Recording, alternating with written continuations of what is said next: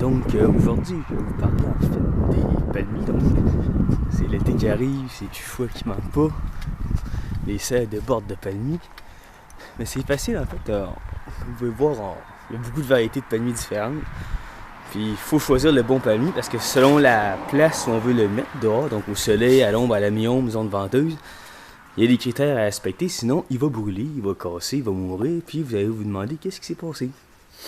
Donc pour commencer, il y a Caryota mythis, donc ça c'est un palmier vraiment un peu différent du palmier qu'on a l'habitude de voir. Il ressemble plus à une fougère qu'à un palmier. Il l'appelle le cul de poisson. Puis ça c'est un palmier qui va à l'ombre, donc réservé pour les espacements à l'ombre. Ça c'est le Lady Palm Rhaphis excelsa, donc il y a un palmier de salle de bain.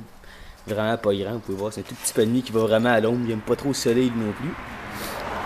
Pour ceux qui ont un gros budget, le Lycaela Ramsay, palmier cuillère, palmier australien.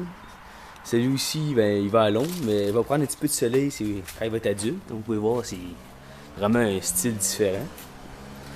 Ça, c'est celui-là que vous allez probablement voir le plus souvent en jardinerie.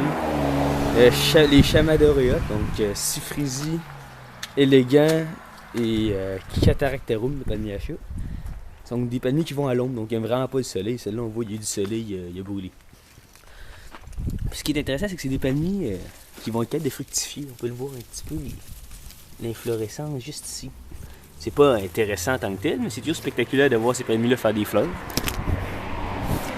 Donc le palmier bouteille, lui, il est au fort Blanicalis. Plein soleil, ça le dérange pas, il faut juste l'acclimater comme il faut avant, sinon il va brûler. Donc on voit le tronc vraiment comme une bouteille ici. C'est un sujet intéressant à mettre en solo parce qu'il est vraiment très massif. Les folioles sont larges, donc on le voit bien même de loin. Ça c'est palmier Majesté, Ravenna rivularis, palmier vraiment connu. Plein soleil aussi, mais il faut l'acclimater. Il a tendance à être un peu difficile à garder en dedans, celle-là.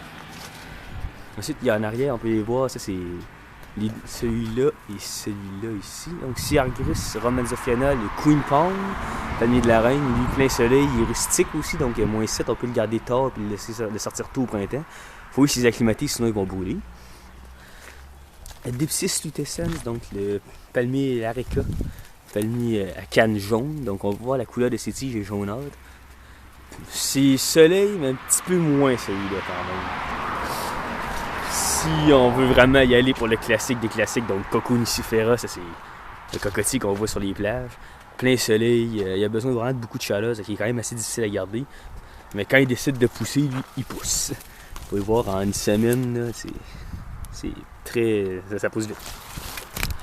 Ensuite, il y a. Donc ça c'est Trachycarpus fortinei, palmier chambre. C'est rustique aussi, plein soleil. Euphorbes Verschaffelti, les palmiers bouteilles aussi, donc il y a plein soleil. Si vous avez un gros budget, vous pouvez aller pour le Alexander Palm. Donc c'est un palmier qui va au plein soleil aussi, il faut l'acclimater sinon il va brûler. Sinon vous avez Adonidium mirelli, donc le palmier de Noël.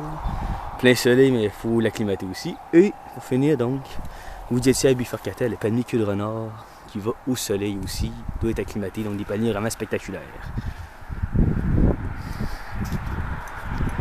Sur ce, je vous souhaite un bon été et de choisir le bon palmier.